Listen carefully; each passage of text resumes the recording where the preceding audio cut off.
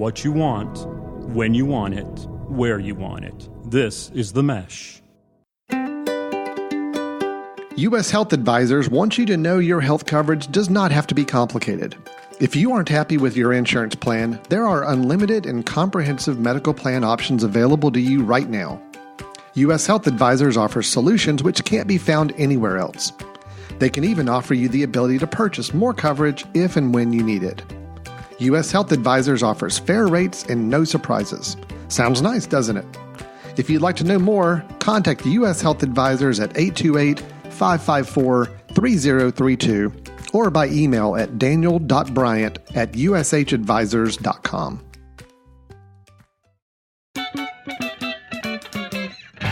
Footcandle Films. Film news and reviews from two guys who really like movies. This episode is brought to you by the Footcandle Film Society. For a schedule of upcoming screenings and membership information, visit the Society's website at www.footcandle.org. Hello and welcome to Footcandle Films here on themesh.tv. My name is Alan Jackson. I am the co-director and co-founder of the Footcandle Film Society and the annual Footcandle Film Festival. With me, as always, Chris Fry, who also shares in that same title with me in both of those two organizations, co-founder, co-director, Footcandle Film Society and Footcandle Film Festival. Chris, how are you doing? Doing good. Doing good. Glad to have you here with us again, as always. And Footcandle Film is our show where we talk about films, as you can probably ascertain from the title. Today's episode, a little different in that, normally with our discussion show here, we talk about films and kind of a lengthy review of at least one or two films. Then we have some news and we have some other segments we do. However, today, it is January 2020. The year 2019 is in the rearview mirror. Yes. We are still in that window of time, Chris, where we can squeeze in a best of 2019 show and not get chastised for it. So what we're going to do is go ahead and have our best of 19 show. That's going to be the last portion of the show. Chris and I are going to share our favorite films of 2019, as well as share with you a couple of categories we like to throw in the last few years. Our biggest surprise from the year and our biggest disappointment from the year. So we'll be covering all that in the latter portion of the show. We'll also be talking about the Oscar nominations. The nominations came in for it's called the 2020 Oscars, but it's recognizing 2019 films. Right. So we're going to go through all the nominations of the main categories for that we're really interested in. And then give our kind of thoughts, predictions, see where things were maybe left off, maybe where the Oscars got it wrong. But before we do all of that, we do have one review. We've got to squeeze in here a 2019 technical release, although really most people haven't had a chance to see it until 2020. Winner of the Golden Globe. Winner of the Golden Globe for Best Drama Film. Mm-hmm. So that's the drama. The Globes have it in two categories, comedy musical or drama. This one won Best Film for Best comedy Drama. Musical. Oh. No, okay. Yeah, not quite. 1917, latest war film from Sam Mendes. We're going to do a review of that film to kick us off. So 1917, Oscar nomination discussion, and then we'll end up the show with our best of 2019 awards that Chris and I like to give.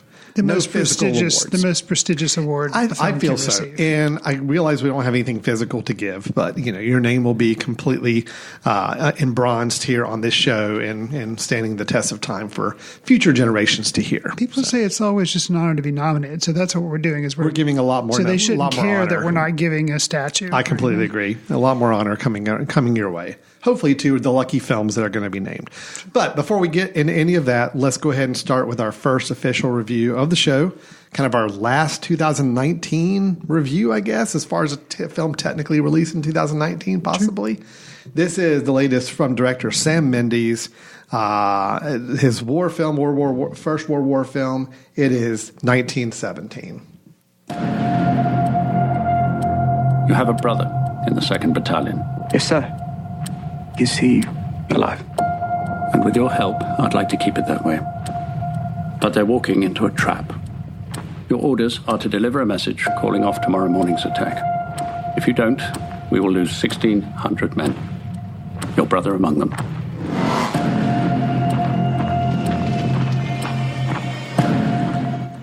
Chris, with 1917, we follow the story of two young British soldiers during the First World War as they're given, from you heard from the trailer, an impossible mission. Deliver a message deep in enemy territory that will stop 1,600 men from dying, one of them being one of our main protagonist's brother.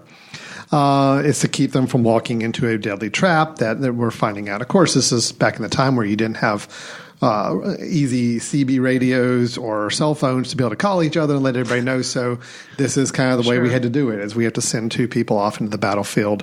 A very dangerous mission. Now, Sam Mendes directed this film. He's probably best known for American Beauty many years ago, Road to Perdition he did with Tom Hanks.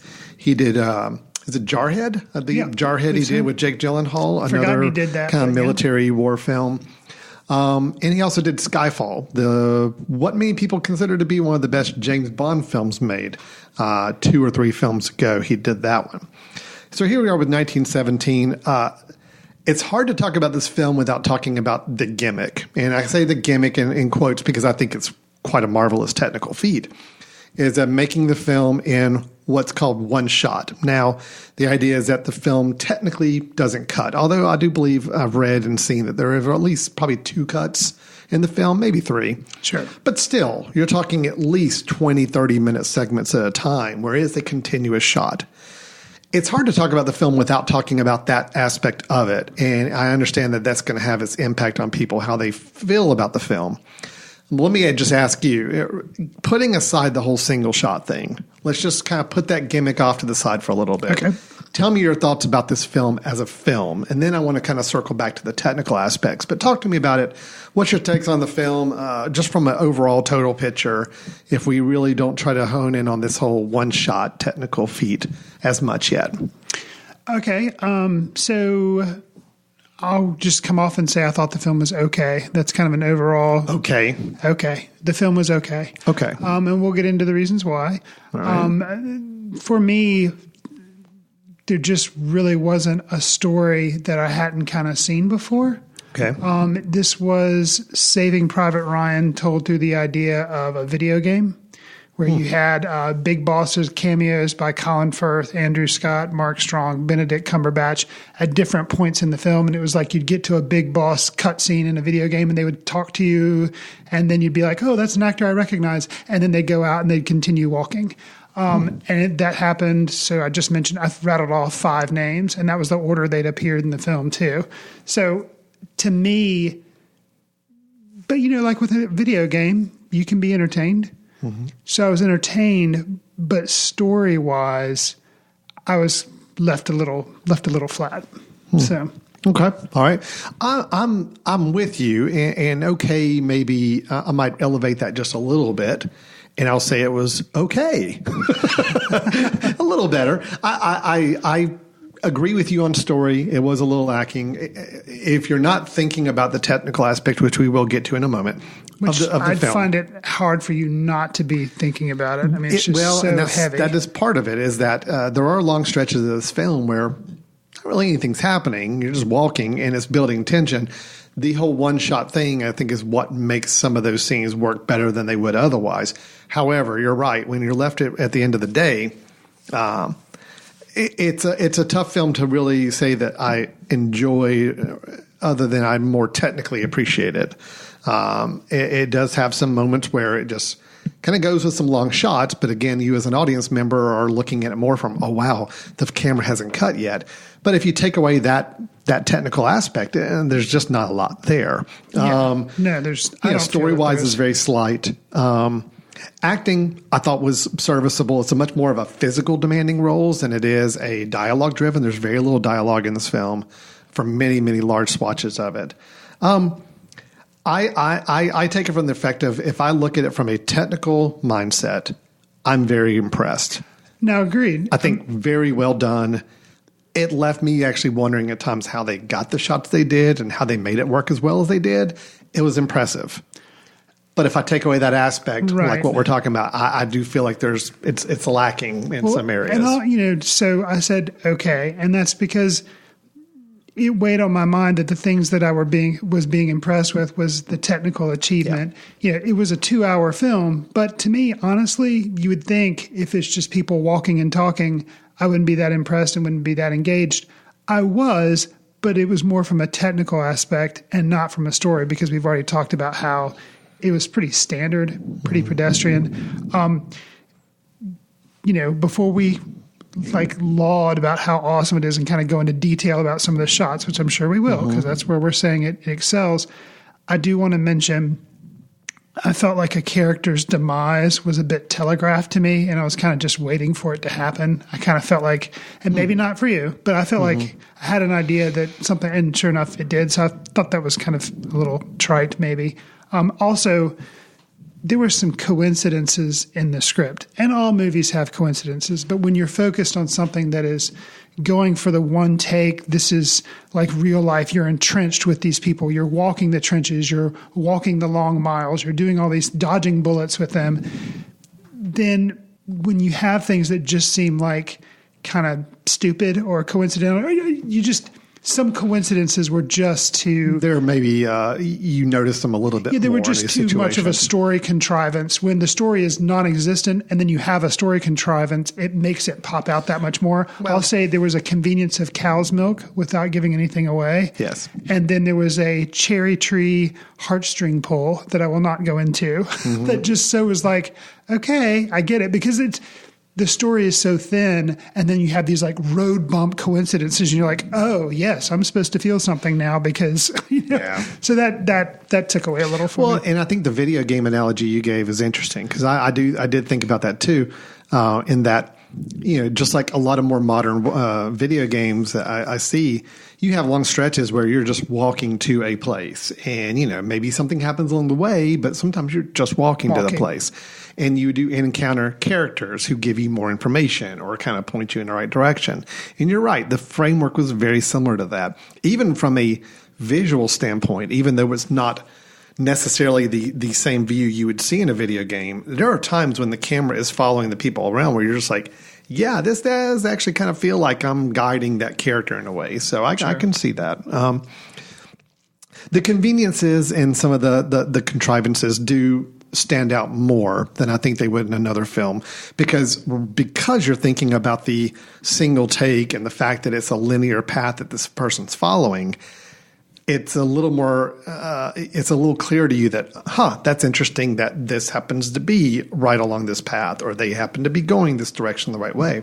Right. So it does exaggerate those more. I don't think this has any more conveniences than a typical big Hollywood film does, but we notice it more because of the way the film is structured and shot, I think, from that standpoint. So, right.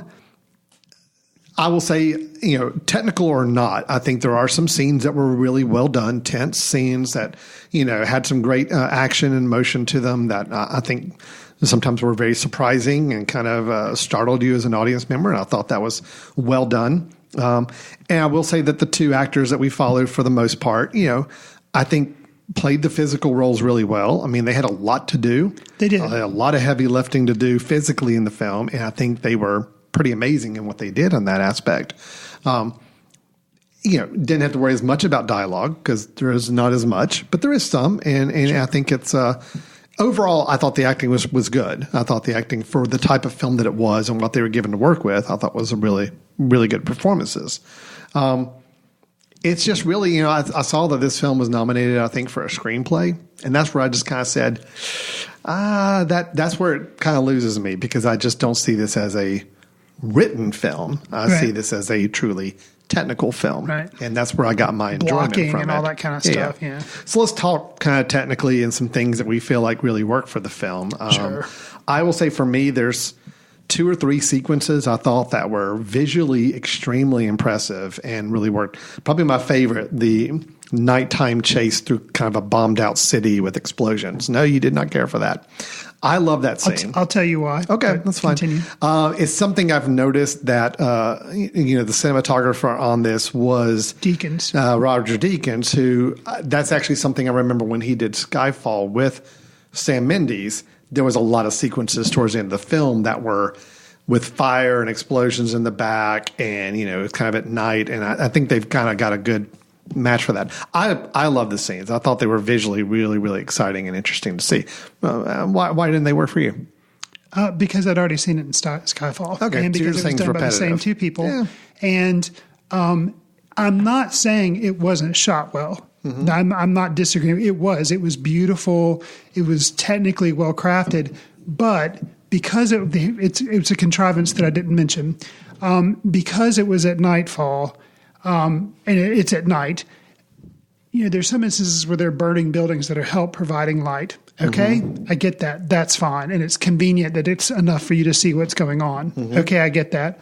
What I kind of found a little bit of a problem was they were helped by flares at some point, and I'm like, okay, I don't really understand why somebody's just randomly shooting off flares everywhere, other than because we need the light for the film. Yeah. That I understand. And then the way the scene works out, I guess you could excuse it that maybe there were some bored enemy soldiers that were just doing this because they had nothing else to do. Mm-hmm. But I wasn't.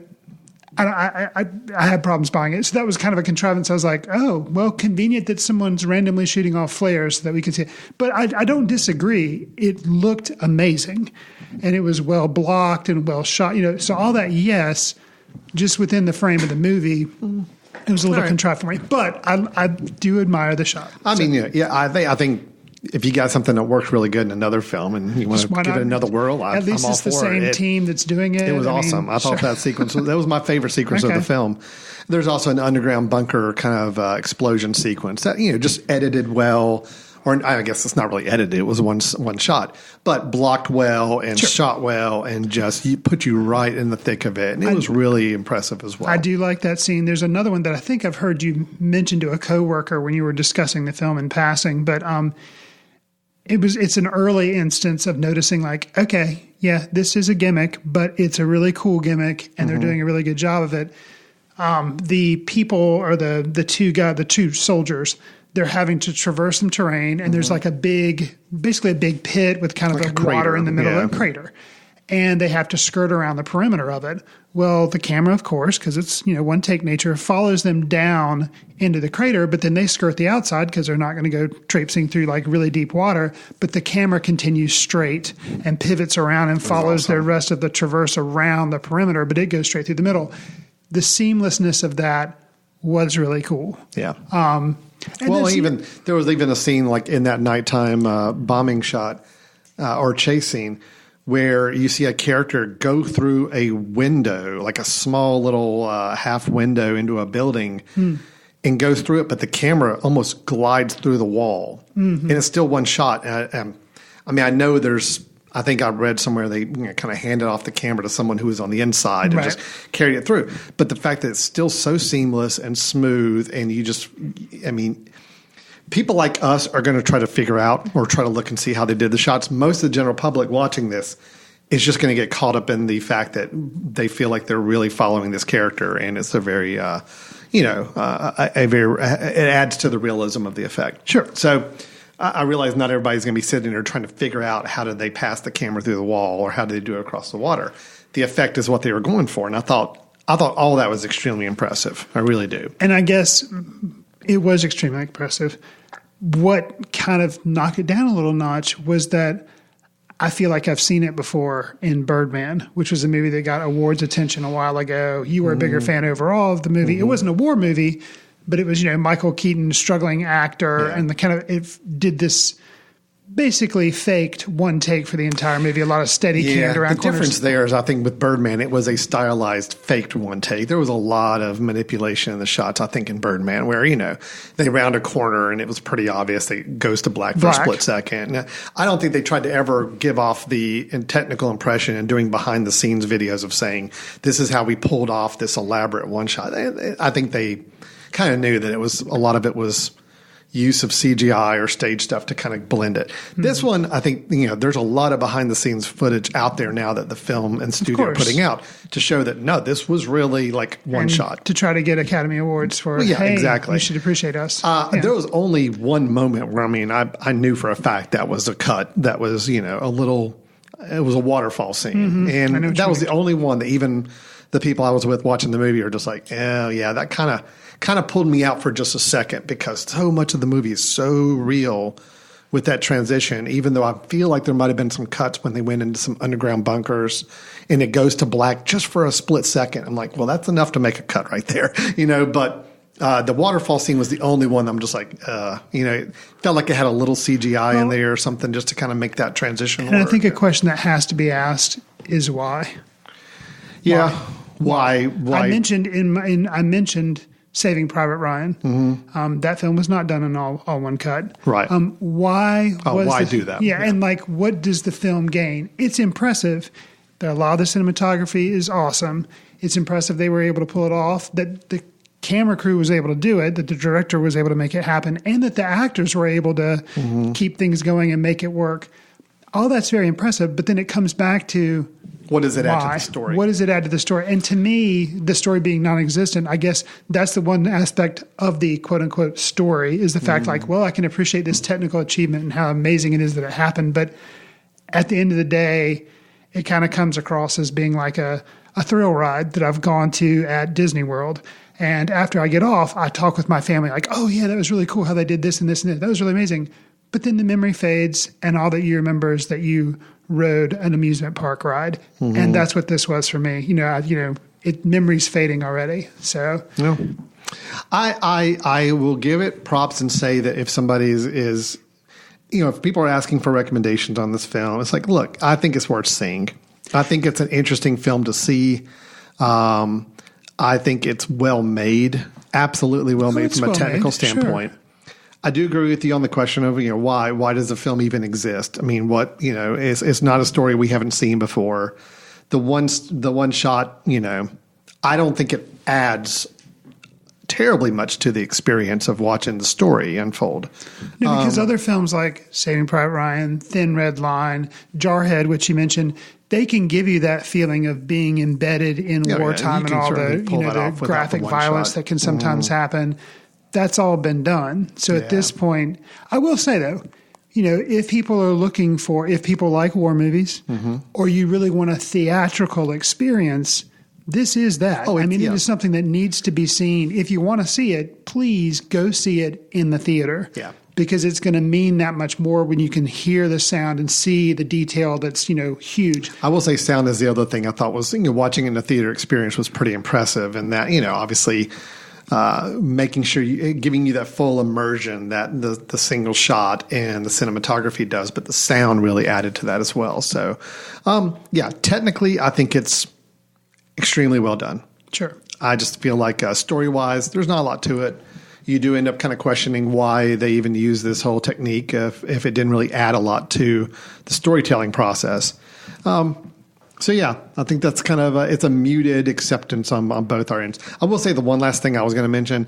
I hate that probably the biggest shot in the film is in the trailer. Yeah. Like, I kind of waited the whole movie for that shot, and I'm like, oh, there it is. I wish I hadn't seen that in the trailer because it would have been even more impressive to see it the first time when you're watching the film, I feel like. Yeah, if actually they show one of the cut scenes I mentioned, which is okay because it's one of the very first ones, Colin Firth, they showed, we played the audio for it.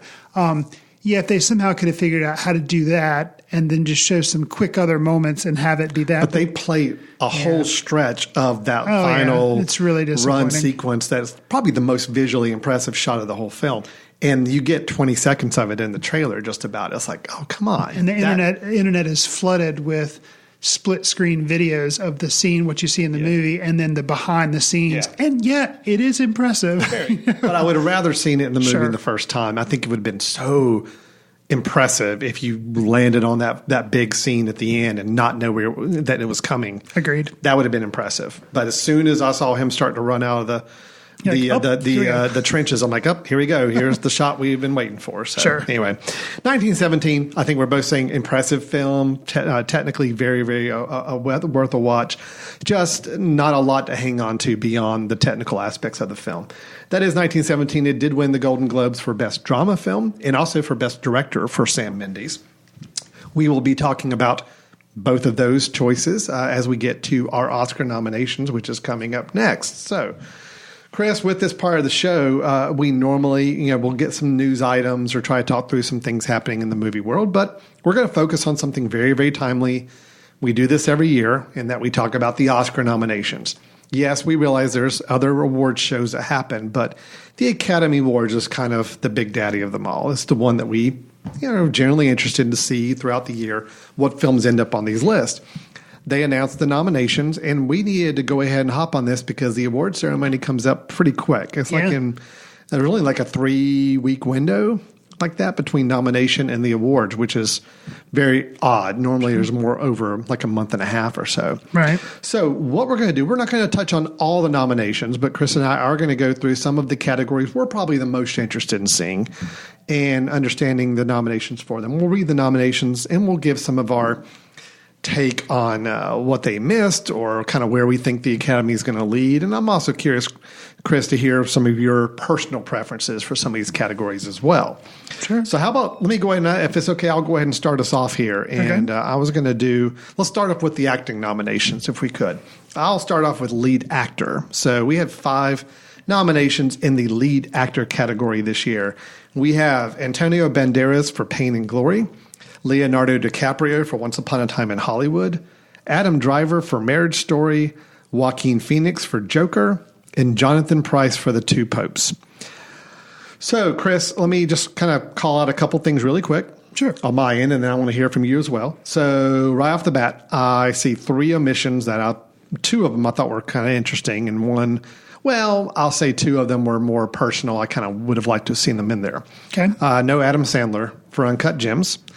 That was, I really expected that one to kind of squeeze in here at the last minute. Uncut Gems is a film that's gotten a lot of buzz and traction in the last month or so. Right. I think the Academy likes to recognize when somebody kind of steps outside of their typical style of film. And obviously Adam Sandler doing this one, it was very, very different for him. Sure. So I thought that was a little bit of a shock that he wasn't in there. I agree. I was kind of surprised at that. The 2 I was kind of personally hoping for, but I knew they were a little more long shot. Eddie Murphy for Dolomite Is My Name. Would have been great to see him in there. And then I still like Taron Egerton from Rocket Man playing Elton John. Those were 3 it would have been really cool to see in this mix. But I realized you got 5. It's a limited number. But Chris, of the 5, any other thoughts or surprises, or what do you think is going to be the one the Academy picks here? I'm not surprised they left Eddie Murphy out, but it would have been nice to see him. I was a little surprised at Adam Sandler being left out. Yeah. I had no love for Taron Egerton. He's fine. Rocket Man was fine, but with all the blowback of Bohemian Rhapsody fallout, I didn't figure that they would do that 2 years in a row. So that didn't surprise me. The one that I'm a little disappointed, and it could have easily slotted in for Jonathan Pryce and Two Popes, is the fellow who was in both Waves, which I mentioned last week, and Loose, the main actor in that, and I have completely blanked on his name. So, but always a good sign. Well, the reason why, maybe while I'm like rambling here, I'll maybe look him up. Yeah. So the reason why is his standout role for me was Loose. I was like, who is this guy? He was amazing, and I really hoped. Because that film was really strong with a lot of acting. And then I turn around and I see him in Waves. And I'm like, okay, it wasn't just a fluke. This guy, he's definitely got the goods. What's his name, Alan? Kelvin Harrison Jr. Thank you. I knew it was a junior there. I really liked him in Loose. I have not seen Waves yet. I think the problem there is it's just 2 films that nobody saw. Sure. I mean, he's got 2 great performances in a year, and that's awesome, but it's 2 films that very, very few people saw. Probably a lot of the Academy voters didn't even see. Sure. So I think that makes it a little tricky for him, unfortunately, there. So where do you think the Academy is going to go with this one? So, because it's like, Golden Globe type thing that often overshadows, even my pick, because I'm like, well, that's what they did. I think it's likely that Joaquin Phoenix will get it for Joker. Where would I like for it to go? I'd like for Adam Driver to get it for Marriage Story. Don't think that'll happen. I'd love it for Adam Driver, but honestly, I got to give it to Joaquin Phoenix. I mean, as much as I'd love Adam Driver to get it, because I do like his role in Marriage Story quite a bit, Joaquin Phoenix, I think, kind of earned it. I mean, it is, say what you will about Joker as a movie, his performance, the way he performed it, the way he put it on screen, it was pretty fascinating. So I think he'll win it. I kind of feel like he deserves to win it, so I'm okay with that one if that's where the Academy goes on that. Sure. I think probably second choice from the Academy would be Leonardo DiCaprio. Right.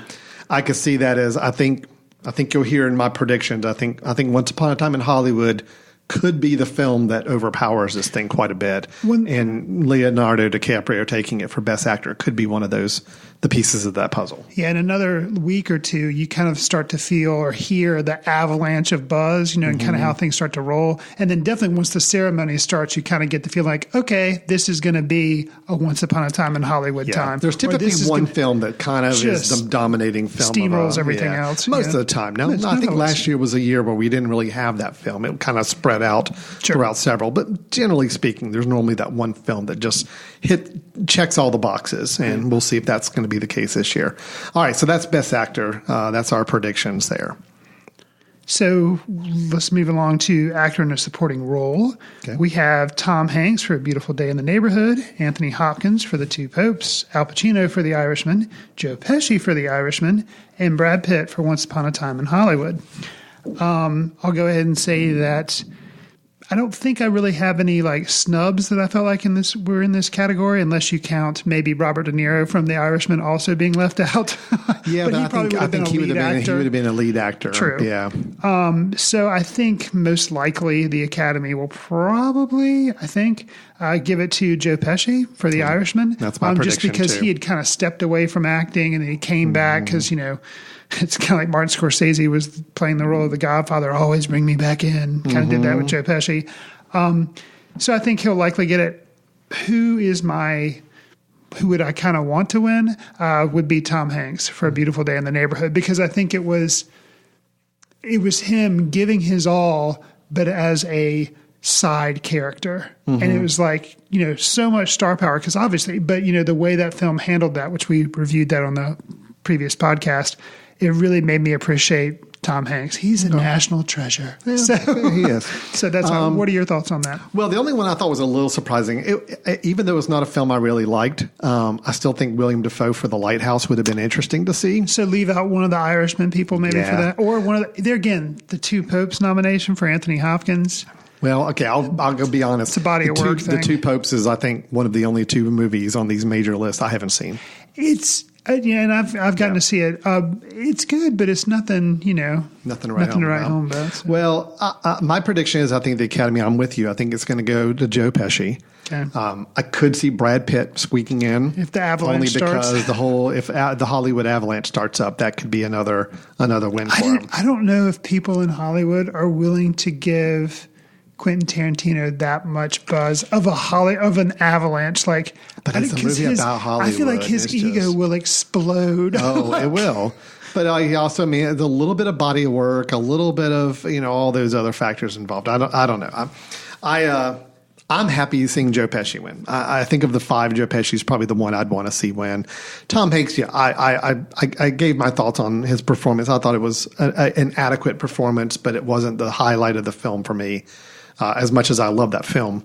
And Joe Pesci, I thought, really added something to his role. I enjoyed seeing him in The Irishman and liked his performance. So we'll see where it goes, but I think we're both predicting Joe Pesci may be the winner there.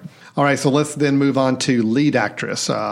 We have 5 nominations here again. Cynthia Erivo for Harriet, Scarlett Johansson for Marriage Story, Saoirse Ronan for Little Women, Charlize Theron for Bombshell, and Renee Zellweger for Judy.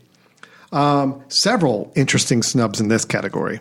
Lupita Nyong'o for Us. Oh, man. That was my biggest disappointment. Disappointment. See, for Loose, for, the guy there, which Benjamin, I've already forgotten his name. Kelvin something Jr. Junior. I know the junior part. I'm just going to call him Junior. We're close. Junior. I'm supporting him. So Kelvin I'm Harrison Jr. There we go.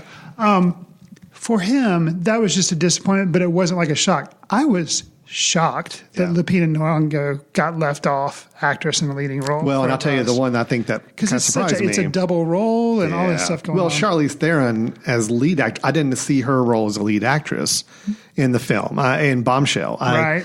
I thought she was going to, if anything, she would have been a supporting actress. So to see her as lead actress, that's a spot I really think should have gone to Lupita for Us. Yeah. Awkwafina didn't get nominated, which she won Best Actress for Comedy or Musical at the Golden Globes. So you would think. It's a little disappointing there. And then Jennifer Lopez is one that a lot of people, well, supporting actress, I guess, is the area for her, really. There was a debate whether she'd be a lead or supporting, but either way, she's not nominated in either of those categories. Sure. And I think a lot of people see that as kind of a big surprise as well, because that was one. I don't know if other expected. critics are biased by this, but for me, there's a lot of buzz out of Toronto with that film. And by the time I got around to seeing it, I was kind of like, okay. Yeah. It just felt very lightweight. Didn't have a lot to do with it. So not that J-Lo's performance, because we're close, I can color that, wasn't good. It was, but it just, I don't know, it just wasn't hefty. Well, I think this one, I mean, Renee Zellweger is going to win this one from the Academy. I would rather see Scarlett Johansson from Marriage Story.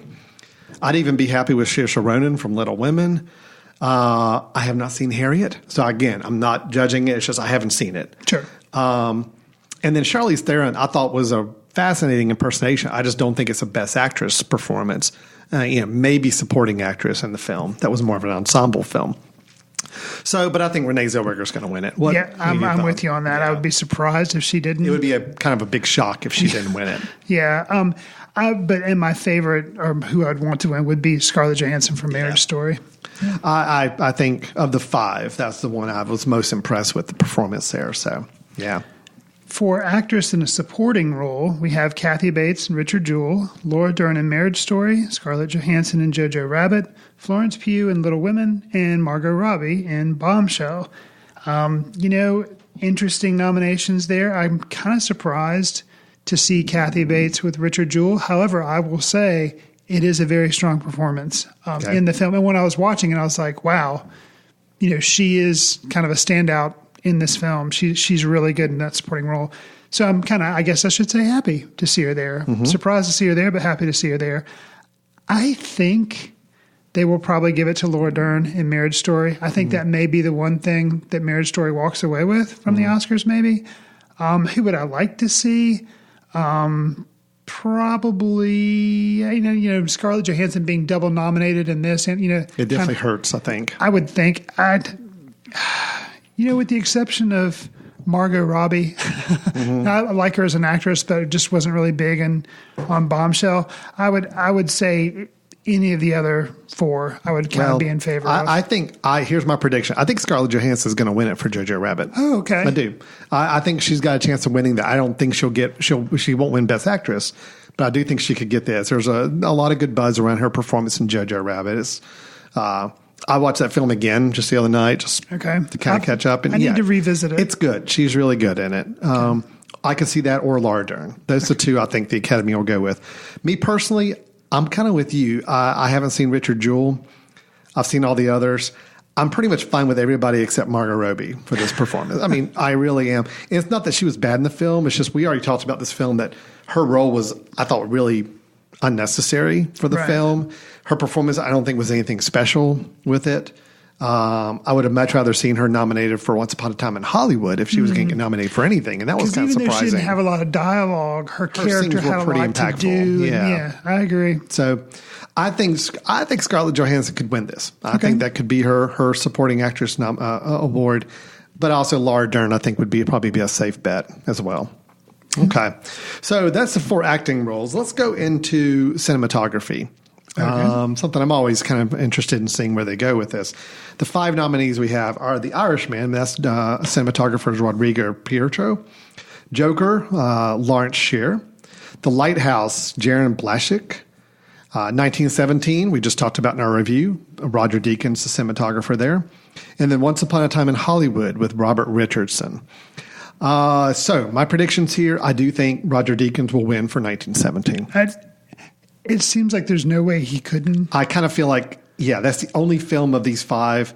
Well, outside of The Lighthouse. The Lighthouse is one that has gotten a lot of talk about the look of the film and all that. But 1917's just, people are seeing it. It's a pretty big box office movie. Too, yeah. It's Roger Deakins. I think that's it. He's in the bag for that. These are all, those 5 are really, really strong. Oh, yeah, they're all good. All are really, really, really strong. Yeah. Did you have and personally, I'm okay with 1917 winning. I think it deserves it. So you got thoughts on it? No, I kind of similar along. My backup if 1917, just because if you're, which is not the category is not Best Picture. The category is cinematography. Cinematography. So yeah, cinematography. I think that's what will get it. Probably should get it, and I'm happy with it getting it. But my kind of backup would probably be Once Upon a Time in Hollywood, just because overall the movie kind of meant more to me. But that's not the category. Look, I mean, The Lighthouse also had some very unique, interesting cinematography to it. I think 1917's got this one in the bag. I'd be shocked if it didn't win cinematography at this point. So, all right. So that's cinematography. What about director, Chris? So for directing, we have Martin Scorsese with The Irishman. We have the guy that nobody likes, and I'm blanking on his name. Todd Phillips. Joker. There we go. Todd Phillips for the Joker. We have Sam Mendes for 1917, some guy called Quentin Tarantino for Once Upon a Time in Hollywood, and Bong Joon-ho for Parasite. This, there again, you've got some heavy hitting names in there. Some big names. Yeah, and you have a foreign film in Parasite being nominated, which. Good for Parasite. Good to have the director, Bong Joon-ho, nominated for that. No women directors. No Greta Gerwig. So no Greta Gerwig. No Lulu Wang. Right, for Farewell. No Noah Baumbach for Marriage Story, which I was disappointed by. But, I get it. All 5 of these pretty well-directed films, and I think good directorial performances. 4 of the 5 names are ones you kind of expect to see. I will say... Todd Phillips sneaking in there. Probably not anything anybody would have predicted a couple years ago. No, but no. So what's your thoughts there, Chris? Where's the Academy going to go for this one? I don't think they'll go Joker.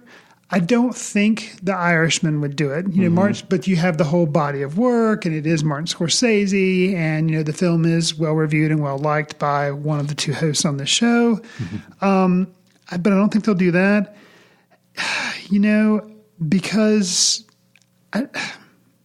I think, who knows? I think it'll probably go 1917. I think so, because too. of cinematography and the whole technical thing. And the director is the one making it happen on screen. And I think that's an impressive feat. No, I think the Academy, I think 1917 is going to walk away with cinematography and director.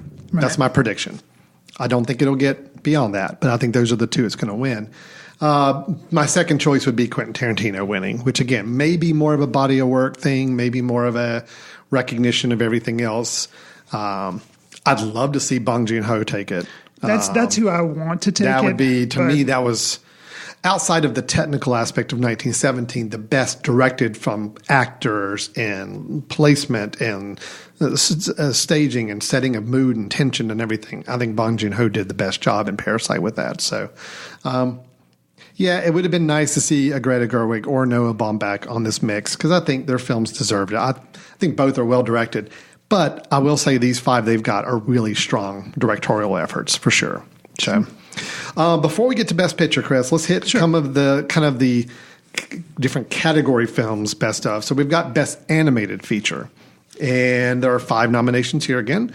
How to Train Your Dragon, The Hidden World, I Lost My Body, Klaus, yeah. Missing Link, and Toy Story 4. Okay, Alan, full disclosure, of those, how many have you seen? I've seen 1. So these next 2 categories, I'm going to go ahead and tell you, I haven't seen many of these. I've seen all but How to Train Your Dragon Hidden World. Okay, and so you are in the best position to make a prediction on this then? I think they will likely go with Toy Story 4. Okay, even though the Golden Globes went with Missing Link. True. Yeah. I would be happy if they gave it to Missing Link because of body of work for Leica Studios. And it kind of breaks up the whole Pixar monotony. The chokehold that they have on that category, seemingly. I liked Missing Link, but I do feel like, and Toy Story has so much backstory with it coming with it that it's kind of hard not to give it to it. And theoretically, it is the final one, supposedly. Well, yeah, but I almost don't want to give it to that just because I still feel like it was kind of an unnecessary film. I disagree. Yeah. But 3 was good enough on its own merits, but we said that in the review. I think it's just kind of all, it's just... Yeah, anyway, we won't rehash that review. Sure. But I'll be a little disappointed if Toy Story 4 got it because it's kind of like, all right, the Toy Story franchise has gotten its best animated film nomination before and won before. It's the fourth one. See, and I Give it feel like something that's why new. the Golden Globe, it may have gotten the Golden Globe because people have Toy Story fatigue. And I think that may be why there's a little bit got of it. that. I will say a surprise for me, but kind of a nice one in a way. Another animated movie that I've seen is Frozen 2.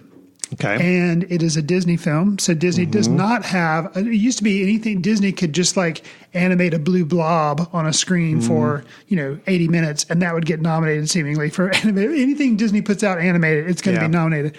Frozen 2 was not nominated at all for Best Animated Film, which surprised me. Something else that kind of surprised me is Claws, which is on there, was a Netflix movie that got in there. So they left off Frozen 2, which, made tons of money. It's but put that on there, which was released. I don't think it was actually released in theaters. I think it may have gone just to Netflix, but I guess maybe it did. I'm not sure. But still, surprising that was on there. I Lost My Body is a subtitled foreign film. So it's the diversity in the animated feature film category kind of surprised me. Well, and the fact that you're leaving Frozen 2, sorry, can't resist, out in the cold. I think the diversity is great because, I think for a while these animated film. I remember there was actually times where there was only like three me too. nominated animated features, and they were all pretty much Disney-like, maybe Sony DreamWorks or something like that. But this you've got all different studios, all different styles of animation. It's pretty cool. And it's not like, there are 2 sequels in there, Toy Story 4 and the How to Train Your Dragon, but they left out Frozen 2. So it's like they weren't just going with proven juggernaut films. So I thought that was kind of surprising. I agree. Again, I don't have a dog in the fight on this one since I haven't seen them. So I'll just be happy if anything but Toy Story 4 wins. Well, and I don't need another How to Train Your Dragon film. So let's say I'd be happy if it was one of the other 3, just because I think that really would kind of shake things up a little bit. So, all right. How about the best documentary feature, Chris? What do we got there? Sure. So in that category, we have American Factory, The Cave, The Edge of Democracy, For Sama, and Honeyland. And of those 5, I have seen 4. I have seen 0. It does help. Here again, we're starting this whole role of talking about Netflix. Yeah. Irishman was Netflix. Claws was Netflix. American Factory and Edge of Democracy are both Netflix. Yeah. So, started last year with Roma kind of getting buzz. And what was the documentary? Icarus that won for the, so that was kind of like Netflix's first hey, look, we won something. So it's interesting that of the 5 nominees, they have 2. Who will win? I have no idea. It's also interesting. For Sama and The Cave are both have to do with Syria and the war going on there right now. So that could. So 2 films about Syria, but 0 about the Apollo 11 spaceflight. True. So no Apollo 11, which really, really disappointed me. And no Amazing Grace either, which is kind of interesting. That one, I get it was a good documentary, but would it elevate to top 5? I don't know. Apollo 11, though, to me was just a feat. And sure, I agree. I'll be mentioning it later in the show, but that and Lupita Nyong'o not getting For Us was probably my 2 biggest shocks reading the nominations when they came out Monday morning. So. Yeah, I agree. I was really surprised because even critics and audience, it was just so high, and then nothing. So I guess who do I think the Academy will pick? I'm gonna lean towards. I think I'm gonna lead towards For Sama. Okay. And sure. Sounds like okay. Sure. Yeah, whatever. And I think that these are all pretty strong. It's a strong category. Yeah. I'll say that. I hope that one does win. So good. All right. So before we get to Best Picture, one last one: Best International Feature Film, and I am using the new title of this instead of Foreign Language Film. However, Chris, it brings up a quick question for me. I just thought about honestly this morning in the shower thinking about this. Okay. So when you call it Best Foreign Language Film, granted, I realize, like you said, that's an issue, that's a problem, because then you run into problems like films that, whether they use foreign language or not throughout the film, if they're made in another country, they should be eligible. For instance, the this. one that was made in Africa, but they spoke a lot of English in the majority of the film. So, but saying the best international feature film, the Academy Awards are an American institution. So does that mean any film like in England, like 1917, produced and filmed in England, should technically be an international feature film? That's an interesting question. Okay, just kind of throwing it out there. I'm glad they've changed the name of it, but now if you're saying it's not foreign language, then that means English-speaking films that are not made in America are technically international films. Well, isn't Star Wars made at Pinewood Studios in England? Yeah, but I could argue that the whole production of it, like a heavy production studio, is in America. Yeah. But you got Australia, you got England, places where they're speaking English. It's just, the films are not American, so shouldn't that be international feature film?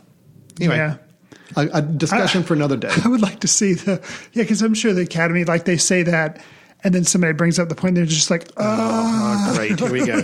Best non-English speaking international feature film. Like, I imagine the details for this are like, it's like a whole heavy document, white papers on okay, here's the clarification. From these countries. It has to be from one of these specified countries. Oh, man. Okay, anyway, the nominations are Corpus Christi, Honeyland, which was also for a documentary feature. Kind of interesting to have it in both categories. It was kind of surprising. Les Miserables, Pain and Glory, which did get nominated for Best Actor as well, and then Parasite, which we've mentioned already before. Notably, no Portrait of a Woman on Fire.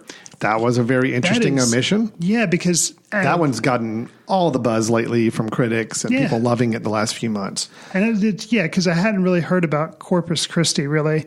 No. Les Miserables, I had heard a little about. And Pain and Glory is Pedro Almodovar. Right, so you kind of expect it. Yeah. So, Parasite's going to win this, though, right? I mean, it has to. I think it's going to win it because it did win the Golden Globe. And I hope it does win it. And it's the only one of the 5, that actually made it to the Best Picture field, too. True. That we're going to mention think it's a shoe-in for, I kind of it would be a shock if Parasite didn't win Best International Feature Film at this point. Right. Because then what's the argument there? It's like, okay, it's one of the 9 or however many best Picture nominees, but it's not good enough to say it's Best International Film. It doesn't work. So there's no rhyme or reason for that. Okay, Chris, let's hit the Best Picture then. And talk about this. Okay, before we close out with that category, I'm just going to mention real quick. Oh, okay. Because I think it's kind of interesting. Kind of you mentioned Portrait of a Lady on Fire, interesting admission. I mentioned Frozen 2. Original song, normally not a very contested category. There are songs nominated. We have I Can't Let You Throw Yourself Away from Toy Story 4, which is what I think is probably going to win. Mm. And I'd be happy with it because it actually centers around the Forky character. It makes sense. Anyways. We have a rehash song by Love Me Again and Rocket Man, Elton John. He wrote it. I think it's one that happens towards the end credits, which kind of would let you know why I don't like it. I'm Standing With You from a film Breakthrough that I did not see, and I don't know many people who did, but it's nominated. Into the Unknown from Frozen 2. That is the token nomination for Frozen 2. And Stand Up from Harriet. Right. Now, I've read you those songs, and some of which, you're like, what? Okay. I cannot believe that Glasgow, No Place Like Home, in parentheses, from Wild Rose was not nominated. I'm not saying it would have a chance of beating Toy Story 2 or Toy Story 4 song or a Frozen 2 song, but I cannot believe it was not even nominated, especially considering you're throwing like the Rocket Man song or the Breakthrough song or the song from Harriet. Like, I don't know. I just it's such a pivotal song. No, it's a great song, and that was a surprise for me as well. So, as much as I enjoyed Rocket Man, I will give you that song that was nominated from it was not a great song to put up there. So, I would be fine taking that off the list and replacing it with the one from Wild Rose. But that's not our job, unfortunately. So we don't get to do that. All right, let's talk about Best Picture though to wrap this all up. We did have the following nominees for Best Picture. Ford versus Ferrari, or Ford v. Ferrari, I guess you got to technically call it. Sure. The Irishman, Jojo Rabbit, Joker, Little Women, Marriage Story, 1917, Once Upon a Time in Hollywood, and Parasite. We already mentioned this earlier with Awkwafina not getting nominated for Best Actress, but The Farewell is probably one film that I was a little surprised didn't make the Best Picture film because it just seemed like it had all the right elements going for it to show up in that field. Ford v Ferrari was a surprise for me to show up in here. I did not think that was going to be one of the top ones. All the others make sense. I mean, I feel like that's probably where the list was going to go anyway. I don't think there was anything shocking in there outside of Ford v Ferrari being there instead of the Farewell. That would be my only thing. If those two were swapped, I think the list is like, yeah, this is kind of what I would expect for the best film of the year. I would have liked to see us represented in Best Picture. Not that I think it would have won, but after you snub Lupita Nyong'o, it's kind of like a snowball effect where they're just not going to recognize the writing or anything for that category. So A Beautiful Day in the Neighborhood would have been nice to see up there as well. Yeah. But I get it. I mean, I get if not as many people saw the film, or maybe it just didn't resonate with everybody as much. I think the fact that would have been nice. A lot of people probably had the notion that you and I did before seeing A Beautiful Day in the Neighborhood that it would be a lot like the documentary, and so therefore we're like, the documentary was we've already seen that. Yeah. So Chris, what is your prediction? Where's the Academy going to go? Not you personally, but where's the Academy going for Best Picture?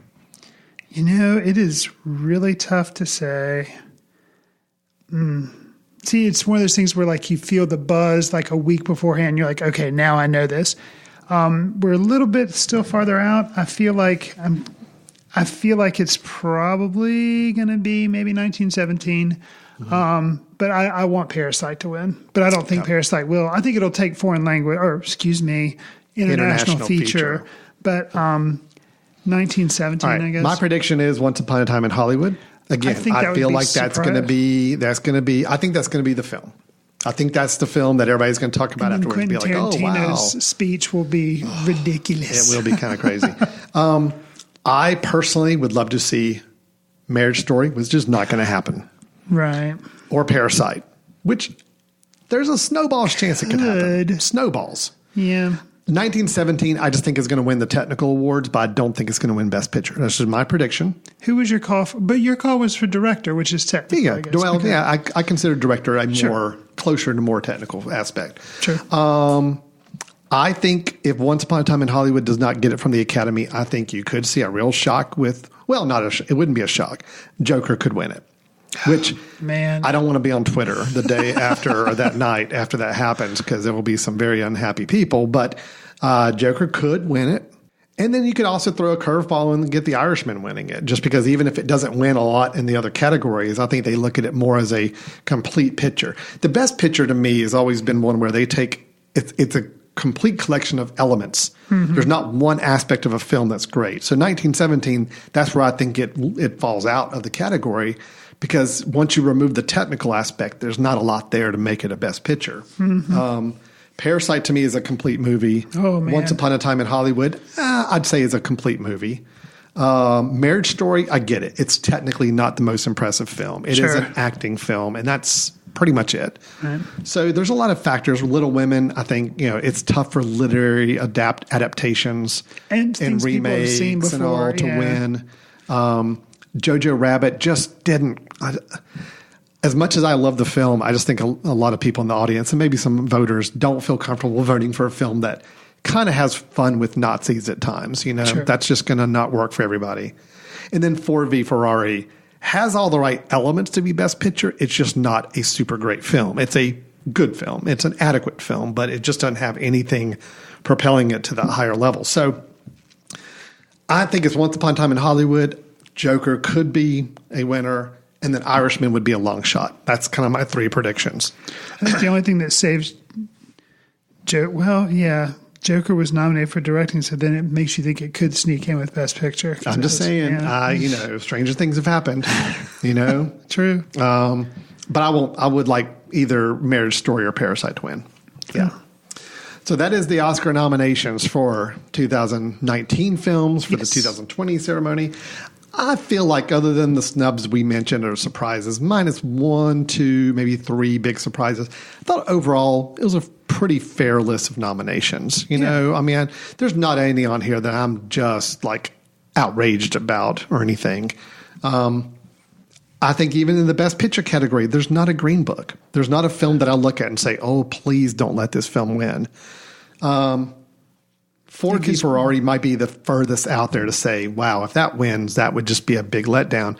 But I enjoyed the film. I had a good time with it. I just don't think it's Best Picture category. Sure. All the rest of them, if they were to win, it'd be like, huh, interesting. I don't see a lot of outrage. Joker will be the one where there will be dumpsters on fire, like, when you're driving to work in the morning and stuff going crazy from it, just because I think there's a lot of mixed emotions about that film. Yeah, it was a divisive film, yeah. So, all right, well, we will definitely see when the ceremony comes up on February 9th. We'll make sure we kind of recap the big winners in one of our episodes following that ceremony whenever we record next from that. Chris, let's take a really quick break. When we come back, we just got it's our best of segments to end up the show with. It's our best of 2019. This is what people have been waiting for all year. And here it is. We're finally giving it to you, our listeners. They can't close out the year until we do. No. We can officially say 2019's done after this next segment. So stay tuned. We'll be right back with Footcandle Films. This podcast is sponsored by Jackson Creative, a custom communication agency located in downtown Hickory, North Carolina, specializing in online content creation. To learn more, visit thejacksoncreative.com. Jackson Creative, we tell your story. Welcome back to Footcandle Films here on the Mesh.tv. Just a quick reminder before we get to our best of 2019, you are listening to this podcast on the Mesh Network. It is found at themesh.tv, TheMesh.tv. It's where you can find a lot of original and interesting podcasts to subscribe to. They're all free. They're easy to download. You can use your podcast app of choice, whether it's your iPhone, your Android phone, your computer, your tablet, whatever it may be. There's plenty of ways to listen, Stitcher Radio, Spotify, all those services as well. So if you want to go back and either listen to back episodes, let's say there's a film that we talked about in the past that you just really caught up with, go back and download the episode where we give a review of it and here's talk about it. It's a good way to spend a little bit of time. And as always, we'd love to hear your feedback. We'll give you some instructions at the end of the show about how to do that. So with Chris, let's get on to the final big segment of our show, and it is Best of 2019. Now, what we're going to do is each of us have our top 5 films of the year. How about let's kind of alternate 5 upwards. Okay. And we'll do that. Then, just so everybody knows, after we do that, we're going to talk about each of us have our biggest disappointment from the year, and then ending up with our biggest surprise. Try to keep those a little. I don't know if you're going to have overlap between your top 5 and your surprise and disappointment. I don't know. We'll see. Purposely, I've made it so I do. They're a clean list and all. Yes. I'm the same way. I've tried to put different ones on both lists. So with that, let's go ahead and start with our number 5 film. Chris, why don't you do the honors and start us off? Sure. We reviewed it here on the show and talked about how surprised we were. But it is not my biggest surprise because I don't want to have duplicates. But A Beautiful Day in the Neighborhood. Okay. Loved the film that takes a look at Mr. Rogers, but also you consider a journalist who is writing a story about him. What that film was able to do, how it was able to surprise me, the performances, and the innovativeness of using models and some of the things to kind of set up shots. Just awesome. I really liked it. So A Beautiful Day in the Neighborhood is my number 5. Okay. Very, very good choice. My number 5, we reviewed it. We brought it as a Footcandle film screening to our community, and we mentioned it earlier in our Oscar nominations, but unfortunately from the category of it did not show up in the Oscar nominations. That was the documentary Apollo 11. I just am still dumbfounded by how they put this thing together. If you would have told me, and actually I remember when we decided to show that film to our film society, and we had not seen it yet, I was interested because I've always kind of enjoyed the space program and reading about that. But this idea of just taking a lot of footage that was shot and just stitching it together with no narration, no real, interviews, no headshots, discussion of what's going on, sounded really boring to me. And then when I watched the film, I was really impressed with how they put it together. They made a compelling story out of something that we've all seen. We've all seen the moon landing. We've all know the story. But taking this footage and just this beautiful footage shot at the time really gave it a sense of awe and just understanding the depth of people involved in doing this. I loved it. It's what a documentary to me should do, and I loved it for that reason, which made it even more disappointing that it wasn't in the nomination list. But it's my number 5 of the year. Oh, man, is it too late to change my biggest surprise? Well, I won't, because I like my biggest surprise. But yeah, that was definitely a surprise of this year, that Apollo 11. I could see it's a great if choice. you described it on paper to me, I've been like, I'll pass. I kind of felt the same way a little bit about the Aretha Franklin film. It's like, it's just a concert film of her performing. But again, they did a lot more with it. Apollo 11, I give credit to the editor, to the person who decided how to put this together and make it thrilling. Sure. And just a great story they told with it. So, all right. What's your number 4? So my number 4 is Us, the Jordan Peele's follow-up to Get Out. It features Lupita Nyong'o, who, as we've mentioned, was snubbed for Best Actress. I really liked this film. It was kind of you could see where he was going after Get Out. You could kind of see what he was thinking about, how he's working. He kind of stepped up his game, I felt like, with Us. I can't wait to see what he does next. His next film that he decides to put out. Us was definitely. And I think, unfortunately, this could play into some of the Oscar forgetfulness. It came out in early 2019. So by the time you get to the end of 2019, a lot of people were like, I think that was a little bit of a challenge for the film too. Yeah. And I think too, it had a little bit of a sophomore expectations to it where people love Get Out so much. And I think a lot of people went into Us like I did the first time. And I liked it the first time. Didn't love it the first time. Mm-hmm. It took me a second viewing, but I've seen the second viewing. And since the second viewing, I love it. It's a great film. So I may be a little bit dealing with that too, as people wanted to go in expecting a certain type of film. They got something they weren't expecting and maybe a little let down by it. So, but no, I think it deserves to be up on the list. I agree. Well, what's your number 4, Alan? My number 4 has been mentioned already. The only nomination, it got nominated for Best Picture and got nominated for Best Supporting Actress, and it is Jojo Rabbit. Okay. I understand why there's some trepidation about the film. I get it. I actually watched it for a second time just the other night, just mainly to kind of see if I'm looking at it from a viewpoint of are people feeling like the Nazis in this film are too somewhat sympathetic? Do you feel like you're kind of having fun with this idea of Nazi characters? I get it, but I think if you kind of use that criticism, you're looking too much on the surface and not looking deeper at what the film's really saying. It's not a perfect film, but I probably had the most enjoyment and mix of emotions watching this film. It goes places I don't expect. I will say later in the film is probably less interesting to me than the first half of the film. I absolutely adore the first 30, 45 minutes of this film. But the young actor playing the JoJo is great. So good. Scarlett Johansson is probably the best performance I've seen her give outside of maybe Under the Skin. She's just really good. She has a great personality in this film. And then, it's just fun. And Taika Waititi as Hitler. Okay, yeah. Could it have been maybe one scene too many with it? Possibly, but I still liked him when he was on screen.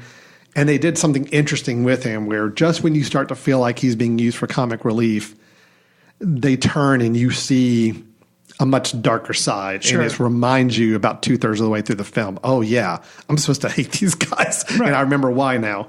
And I think the film does that. I think if you just go in saying, it's Nazis are funny and all that, I don't like this film because it's insulting, I think you're kind of missing it personally. So Jojo Rabbit's my number 4. I really, really appreciate that film. It's one I need to revisit. I liked it, but it didn't make my top 5. And I think if I revisit it, it might sneak on there. But I'm really curious to see what Taika does next. Sure. Because I really enjoyed Hunt for the Wilder People. Of course, I enjoyed what they do in the shadows. Really like this one a lot. I think his films have actually gotten better, each ones I've seen. I think Love and Thunder is his next one. The Thor movie. Yeah, which, Thor Ragnarok, I liked. I thought it. I liked it better than you did. You did. I thought it. I was wanting more out of it, but it was fine. It was good. It was a better than normal average Marvel film, so I'm happy with that. Sure. All right, number 3, Chris. What do you got? Number 3 is Loose for me. Wow, I really like that. Yeah, Loose making a strong performance in Chris's end of the year here. I mean, you've got Naomi Watts, you've got Tim Roth, you've got Kelvin Harrison Jr. Got it. Yes. You finally have memorized it. It should never leave your brain now. And Octavia Spencer. Mm-hmm. All are giving really good performances. It's very timely subject matter about race and identity, peer pressure, family pressure, academic pressure, just all these elements just really combine to make a really good film. It's tense. It is, some people I could see would say it's a one-timer for them. It actually, I've only seen it once, but that's just because I've had all these films to catch up with the end of the year. I look forward to watching it again. I really like it, and not enough people have seen it, I feel like. Agreed. So it's my number 3. Okay, good call. Good call. All right, so my number 3, you've already mentioned it, A Beautiful Day in the Neighborhood. Okay. What can I say? You summed it up pretty well, all the elements of it. I went in very surprised, liking it a lot more. It probably would be one of my bigger surprises if I didn't have it up on this list. Okay. And I loved it for the fact that, that it wasn't really about Mr. Rogers or Fred Rogers specifically as much. It was just a great human film where I just felt like these were real people. I get what they're going through. I think it told a great story around them. Matthew Rhys, I thought, was really great in the lead performance role. Kind of a shame he didn't get nominated, but it was a tough field. I get it. But he was so good. So I really liked A Beautiful Day in the Neighborhood. And I think the creative use of the models and transitions and even the opening of the film, which kind of caught me off guard in a good way. It was great. It was just emotional too. My sons and wife had to watch me bawl like a baby halfway through that film. So, it's got that going for it too. Sure. So, Beautiful Day in the Neighborhood, I think you and I both have on our list here. So, all right. You're up to number 2? Sure. Number 1, I'm thinking we're probably going to hit into some ditto territory here, but we'll see. Speaking of bawling like a baby, I don't think I bawled like a baby, but I definitely got dusty in the theater. Marriage Story. That's going to be my number 2. The performances, we've already talked about it on our review. We already mentioned some of them in the Oscar talk. It's well-deserved. Despite the fact, this is kind of like an update to Kramer versus Kramer. And it's called Marriage Story, but obviously it's about divorce. But knowing all that, so it's not like you're just doing this completely new subject matter or something, but just the way it was handled, the writing and the acting make it rise above what would just be just another divorce movie. Marriage Story, I think, was pretty good. It was also kind of a surprise for me because I was surprised it was as good as it was. But with the actors and the director involved, I figured it would be good, but not as good. So that's my number 2, Marriage Story. All right. Just because it's going to be awkward doing this because we are flip-flopping on stuff, I'm going to go ahead and comment on Marriage Story, but it's my number 1. Okay. So just because I know where your number 1 is and which is my number 2. So anyway, Marriage Story. Yeah, it's my number 1 film of the year. I loved it. I adore this film. I've seen it 3 times now. Okay. I think it's an acting powerhouse. I think it's the way it's told where, I know some people are criticizing, saying that it's maybe told a little bit too much in favor of the male figure versus the female. And I think it depends on which time you look at it. Sure. I mean, I've seen it 3 times, and each time I've come away with a different impression of. Okay. The film's not meant to be a who's at fault movie. It's to show that, look, these are 2 people who loved each other, and it just didn't work. And there are reasons why, and you can try to pick sides all you want. But the film, I think, is better off when you don't pick sides and you just look at it as, unfortunately, a situation you go through. What can you make of it? How can you do the best you can with it? And I love the way it ended. I think it's just a perfect ending. I think it's a perfect opening. I think it's a perfect ending to the film. I mean, everything in between is good too. But if you can catch me in the first 10, 15 minutes with a great opening of the film, sure, with the montage of what they like about each other, and then the ending, I thought is just a perfect, nice little ending. I'm like, yeah, everything in the middle is great, but you get me at the beginning and end, you got me locked in. So Marriage Story is my number 1 movie of the year. Chris, I know what your number 1 film is, and it's my number 2. So you go ahead and talk about it. So okay. Yeah, you're guessing. So you probably didn't know that Cats was going to. You wrecked my whole list. So no, it's Parasite, which is it's probably a drinking game by now. People listening to this podcast or the review, like from here on out, it's just every time Chris mentions it, take a drink. I just liked so many elements of this film: the acting, the story, the cinematography, the directing, the surprises. A lot of times it's what. The twists in the film that kind of catch me off guard and where things end. And, it's just, it had a great beginning, but it also had a really great, like really stuck the ending at the end. Yeah. It made it kind of not in Hollywood when you thought maybe it was going to. I just can't say enough positive about the film. I will say, because you slated it as your number 2, and I had Marriage Story. The thing for me that I will, a lot of times you could just hit random and put any of these 5 movies in almost any of the slots and it'd work. It's a really close neck and neck score. But the originality of Parasite is what gave it the slight bump ahead of Marriage Story. Marriage Story really good, but just the creative ideas behind Parasite really had it in the number 1 spot for me. Wow. I mean, and I know we just talked about this film like just an episode or 2 ago, so it's kind of still fresh in our minds. But yeah, I love Parasite. I appreciated it the second time even more so than the first time. I think there's a lot to chew on. There's a lot being said.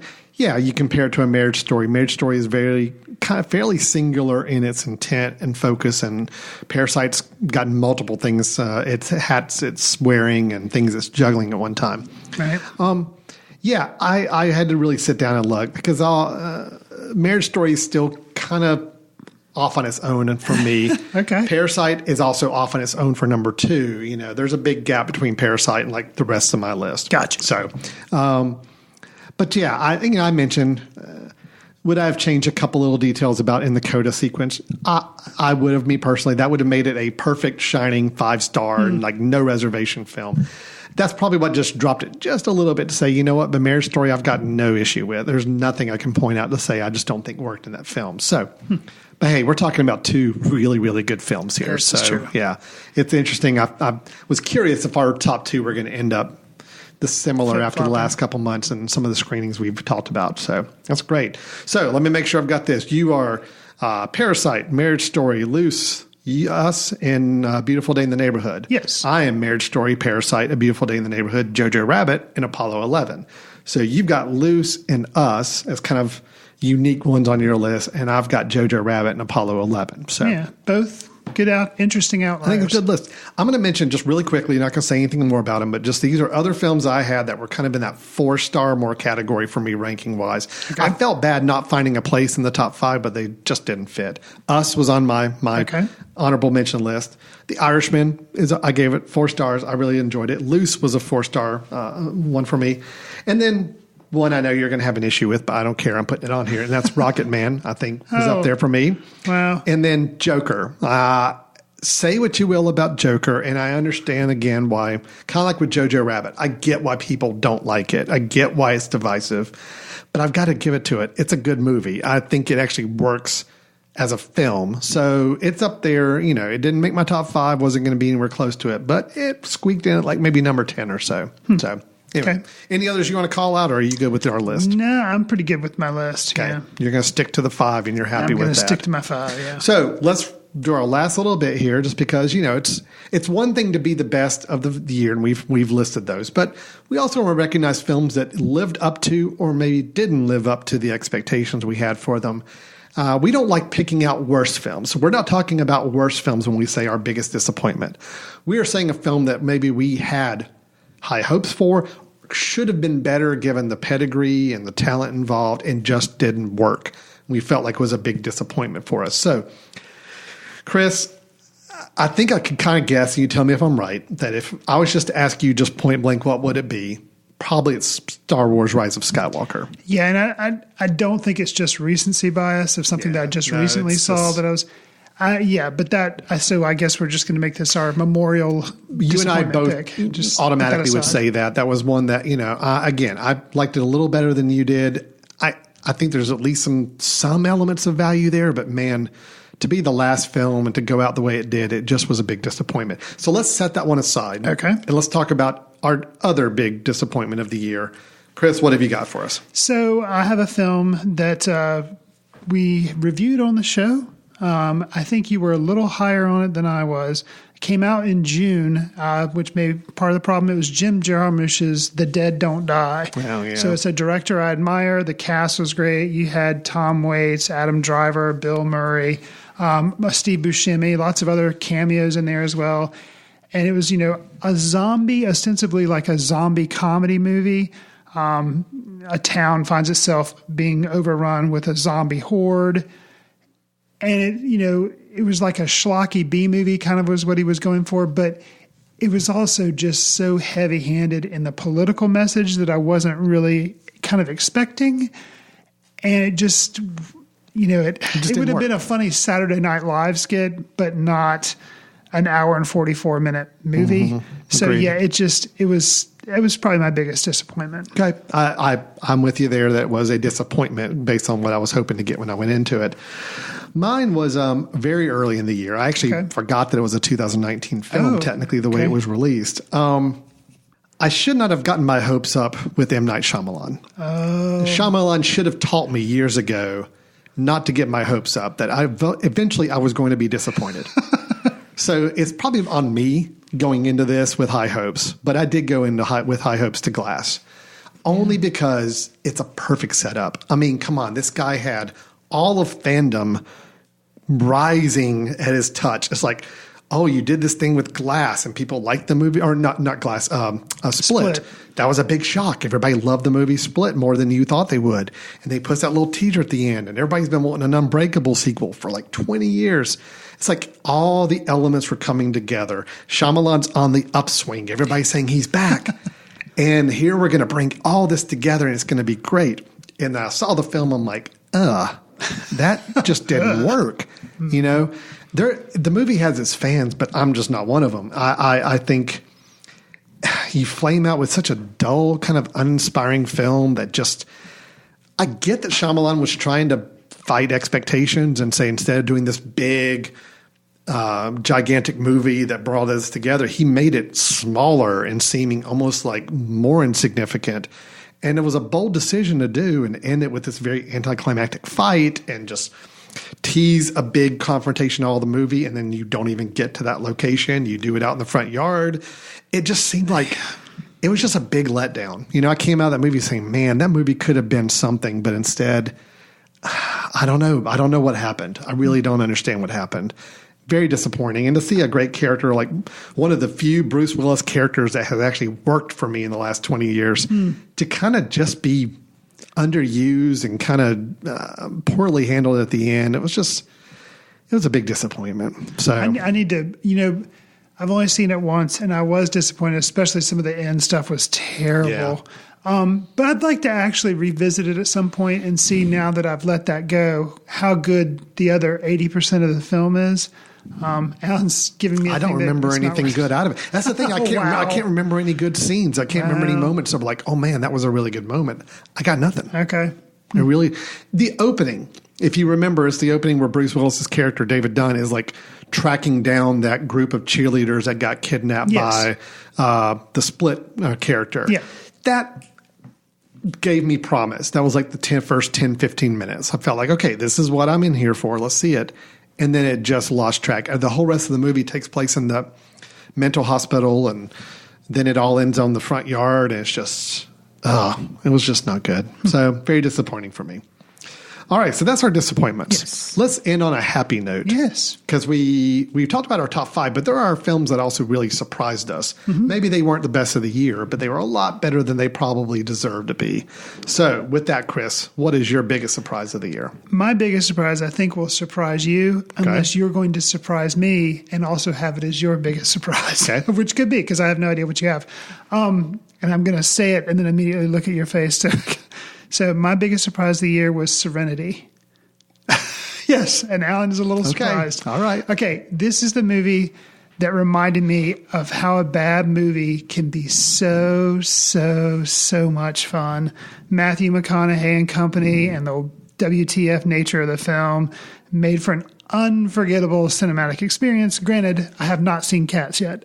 But that film, I'm not saying it's a good film, but if you want to say what is a biggest surprise, that movie and just everything that happened, and it was like, wait, what? And it was like twists, but just kind of I can't explain it. But if you want kind of a unique cinematic experience, and I had fun. It was a bad movie that I had fun watching, and that was a surprise, because a lot of times with bad movies, I just am irritated on them, irritated at them. But no, that was my biggest surprise. So I think I have surprised Alan, but I want to know what is your biggest surprise. So, all right. Well, I've got a little bit of a cheat. So I wanted to give it to Little Women. Oh. Because, it's not a movie I was at all looking forward to. Even though Greta Gerwig, I should have known going in that it was going to be good because I did like Lady Bird as well. Okay.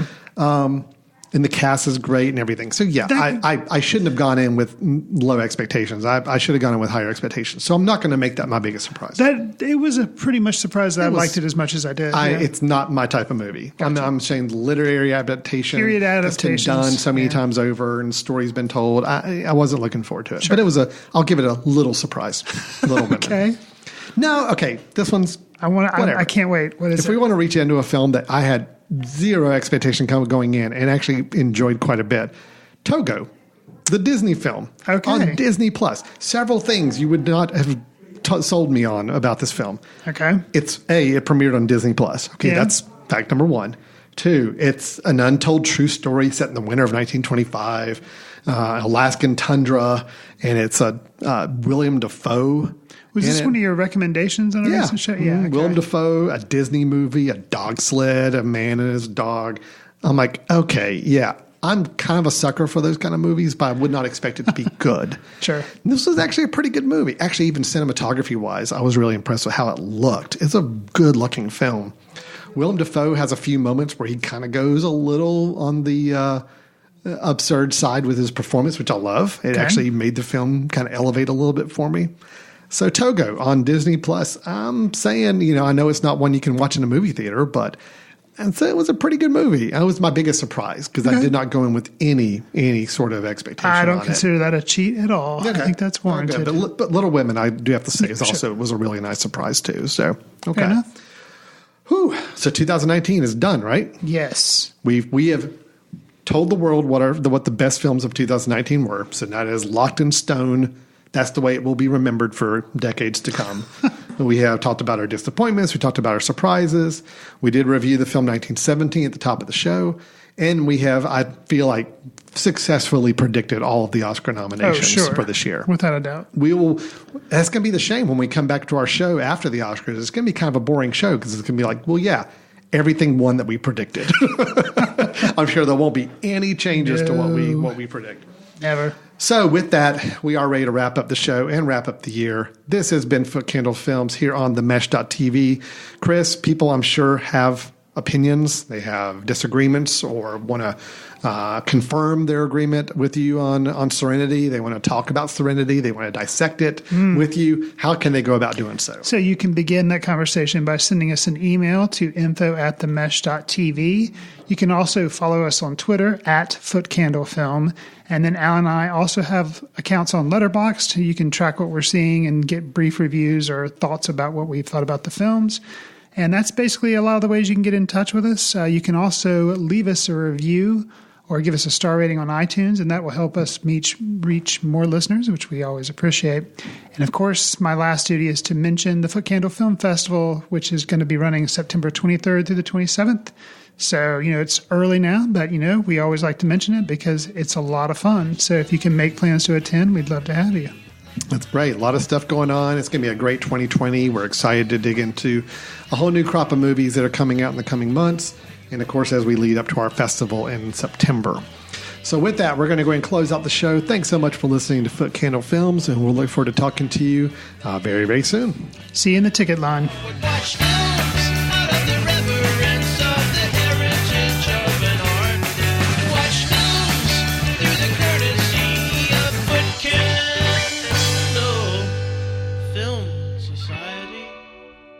Special thanks to Carpal Tuller for the show theme music. For more about Carpal Tuller, visit www.carpaltuller.com. You've been listening to The Mesh, an online media network of shows and programs ranging from business to arts, sports to entertainment, music to community. All programs are available on the website as well as through iTunes and YouTube. Check us out online at themesh.tv. Discover other network shows and give us feedback on what you just heard.